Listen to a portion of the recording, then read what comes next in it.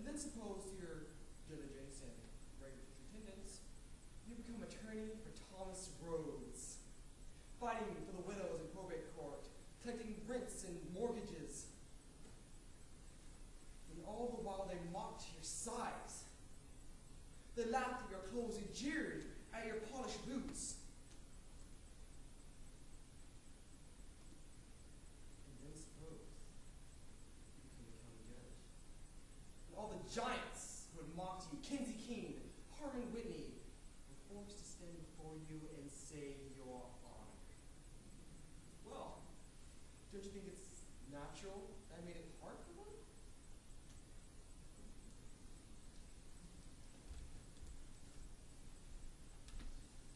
Reverend Wiley advised me not to divorce him for the sake of the children. Judge Saunders advised him the same. So we stuck to the end of the path. But two of the children thought he was right, and two of the children thought I was right. And the two who sided with him blamed me, and the two who sided with me blamed him. They were all torn apart by the guilt of judging, because they could not equally admire him and me. Now, every gardener knows that plants grown in cellars or under rocks are twisted and yellow and weak. And no mother would let her baby suck diseased milk from her breast. Yet preachers and judges advising the raising of souls where there is no sunlight, only twilight, no warmth, only dampness and cold. Preachers and judges. Almost a shell of a woman after the surgeon's night, almost a year to creep back into my strength, till the dawn of my waiting to summer. I found myself again. We walked through the forest together, on a path of soundless moss and turf. I could not look in your eyes, you could not look in my eyes, for such was our sorrow. Your hair began to gray, and I but a shell of myself.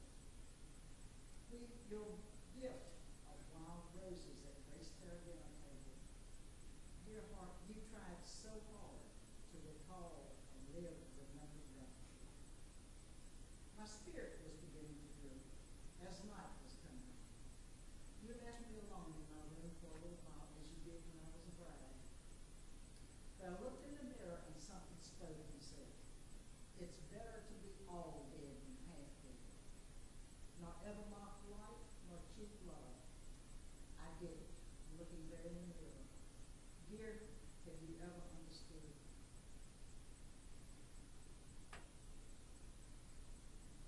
Your red blossoms amid green leaves are drooping, beautiful geranium, but you do not ask for water. You cannot speak. You do not need to speak. Everyone can see that you're dying of thirst. Yet they do not bring water. They pass on, saying, the geranium wants water. And I, who had happiness to spare and longed to share your happiness, I who loved you, Spoon River, and craved your love, withered before your eyes, Spoon River, thirsting, thirsting, voiceless from chasteness of soul to ask you for love, you who knew and saw me perish before you, like the geranium that someone has planted over me and left to die. If I could have lived another year, I could have finished my plowing machine, become rich and famous. Hence, it is fitting that the man who tried to chisel a dove for me here made it look more like a chicken. But what is it all but being hatched, running about the yards today and fly? Say that man has an angel's brain, can see the action at first.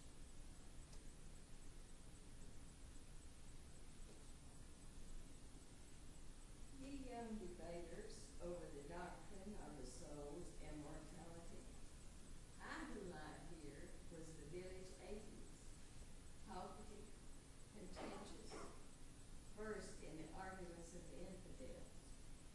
But through a long sickness, coughing myself to death, I read the teachings and poetry of Jesus, and they lit a torch of hope, intuition, and desire, which the shadow carrying swiftly through the caverns of darkness could not extinguish.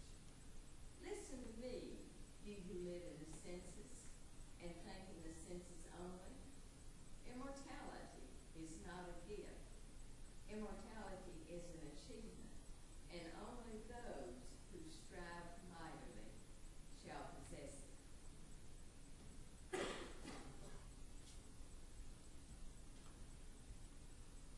God, ask me not to record your wonders. I admit the stars and the suns and the countless worlds. But I have measured their distances and weighed them and discovered their substances. I have devised wings for the air, keels for the water, and horses of iron for the earth.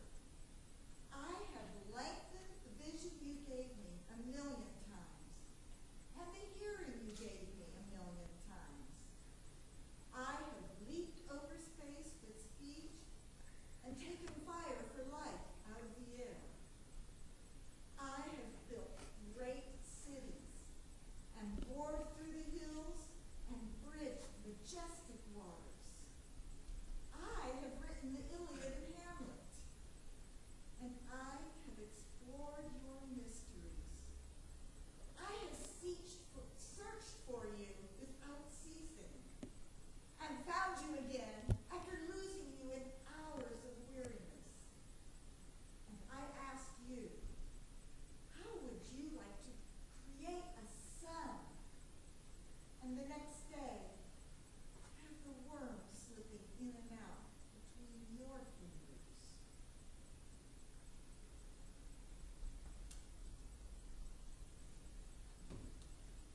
Willard got me with child, knowing that I could not bring forth life without losing my own. In my youth, therefore, I entered the portals of dust. Traveler, it is believed in the village where I live that Willard loved me with a husband's love. But I proclaim from the dust that he slew me to gratify his hatred. My wife lost her health and dwindled until she weighed scarce 90 pounds. And then that woman, whom the men styled Cleopatra, came along. And we married one son, broke our vow, myself among the rest. Years passed, and death claimed them all, one by one, in some horrid manner. And I was borne along by dreams of God's particular grace for me. So I began to write, reams on reams of the second coming of Christ. And then Christ came to me and said, "Go into the church, stand before the congregation, and confess your sin."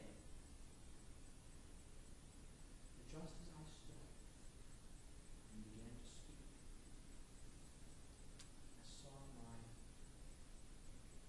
little girl in the front seat. My little girl, who was born blind.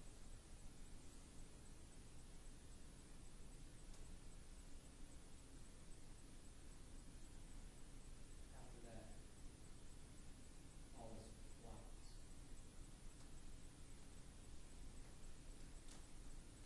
Over and over they used to ask me while buying the wine and the beer, in Peoria first, then later, Chicago, Denver, Frisco, New York, wherever I lived, how I happened to lead the life, and what was the start of it. Well, I would tell them it was a silk dress and the promise of marriage from a rich man. It was Lucius Appleton. But that was not really it at all. Suppose a boy steals an apple from the tray at the grocery store, and everyone calls him thief. Wherever he goes, it's thief, thief, thief. The editor, Me, the minister, he, the judge. he. The little boy can't get work, and he can't get bread without stealing it, so the little boy is going to steal. It's the way that people regard the theft of the apple that makes the little boy what he is. Did you ever hear of Ever Tweedy getting any of the money he got for backing candidates, or for writing up the canning factory to get people to invest, or exposing the bank when it was rotten and broke, or the circuit judge backing everybody like Q Railroad and the bankers, or Reverend Silver, Reverend Pete giving any money they got, for keeping silent or speaking out against the building of the waterworks. But I, Daisy Frazier, could walk down the street through nods and smiles and call some words such as, there she goes. I was never taken before Justice Arnett without paying $10 and cost to the school fund of Spoon River.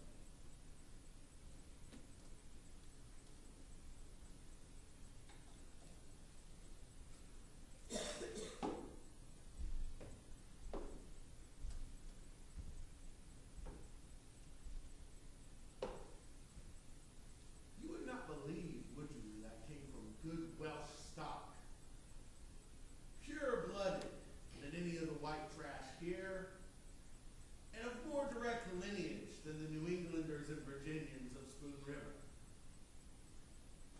You would not believe that I have been to school and read books. You see me only as a rundown man with matted hair, matted beard, and ragged clothes. Sometimes a man's life becomes a cancer from being bruised and continually bruised, and swells up into a purplish mass like growths of stalks of corn.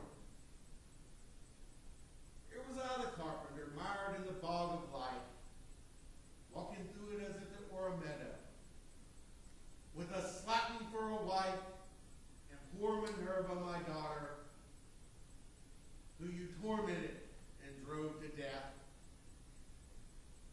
I crept like a snail through my life,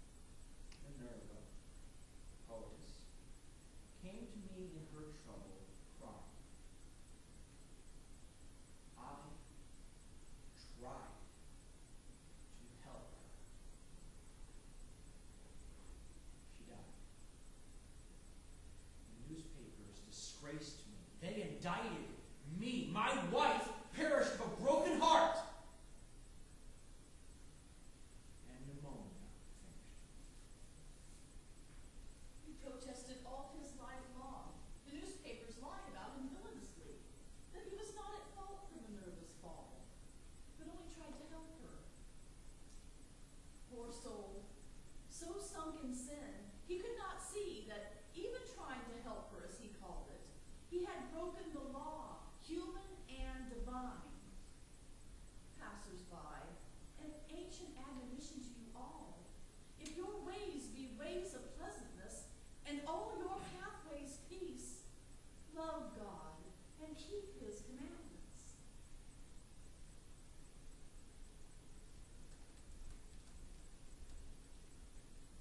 The secret of the stars, gravitation.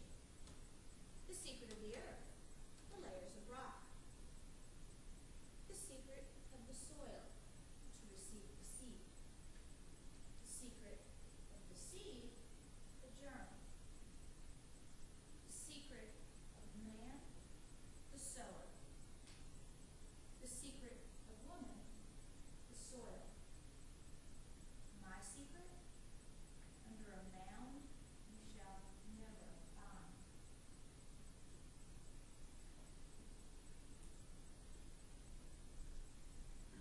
I was 16 and I had the most terrible dreams. Specks before my eyes and a nervous weakness. I couldn't remember the books that I read, like Frank Drummond. Memorized page after page. My back was weak and I worried and worried. And then one day, I saw like it was his advertisement.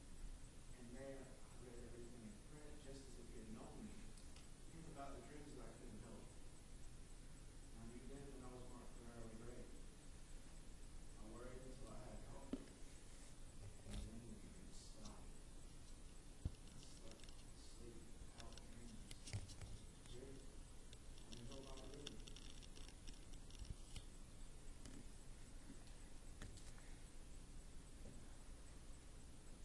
I was not beloved of the villagers, all because I spoke my mind, and met those who transgressed against me with plain remonstrance, hiding nor nurturing, nor secret grief nor grudge. The tale of the Spartan boy was greatly praised, who hid the wolf under his cloak, letting it devour him uncomplainingly. It is braver, I think, to snatch the wolf forth and fight it in the open, even in the streets amid the dust and howls and pain. The tongue may be an unruly member, but silence poisons the soul. Berate me who will. I am content.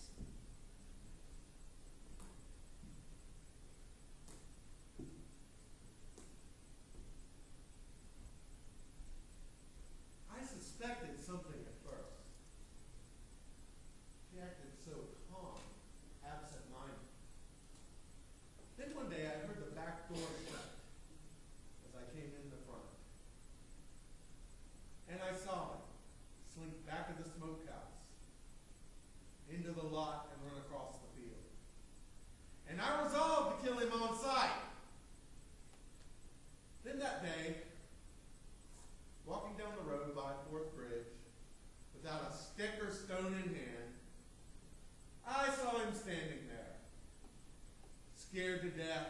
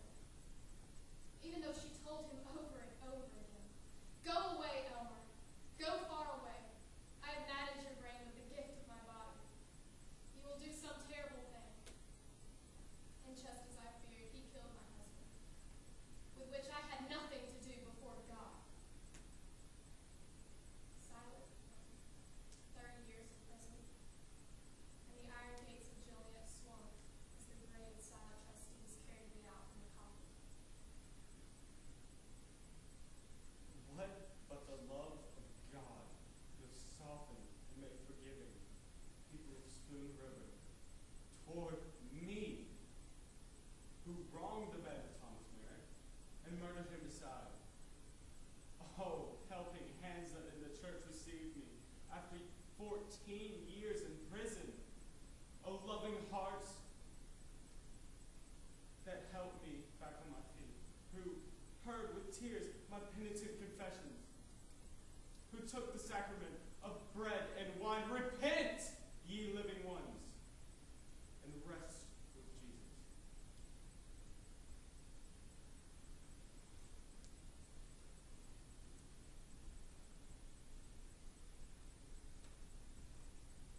I went to the dances at Chelmsford and played snap out at Winchester. We changed parties, drove home in the moonlight in the middle of June. Then I met Daisy. We got married and lived together for 70 years, toiling, working, raising 12 children, 8 of whom we lost.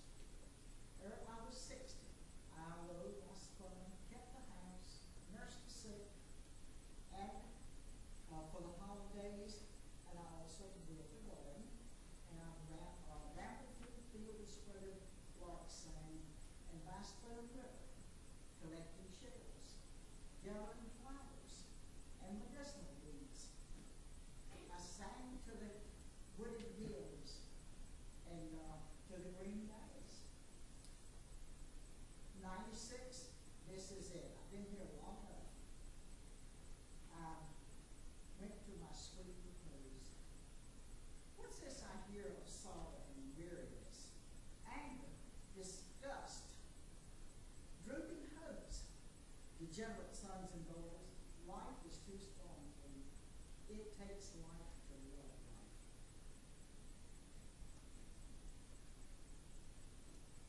Here I lie close to the grave of Miss Billy Pearsall, who grew rich trading with the Indians and who afterwards took the bankrupt law and emerged from it richer than ever. Myself, tired of toil and poverty, and beholding how Miss Billy and the others grew in wealth, robbed a traveler one night near Proctor's Grove, killing her unwittingly while doing so, for which I was tried and hanged. That was my way of going into bankruptcy.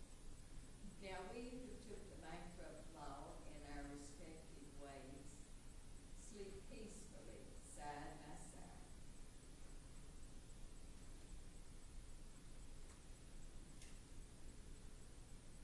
Out of me, unworthy and unknown, vibrations of deathless music, with malice towards none, with charity for all. Out of me, the forgiveness of millions towards millions, and the beneficent face of a nation, shining with justice and truth. I'm an village who sleep beneath these trees, beloved in life of Abraham Lincoln, wedded to you, not through union, but through separation. Bloom forever, O Republic, from the dust of my bosom,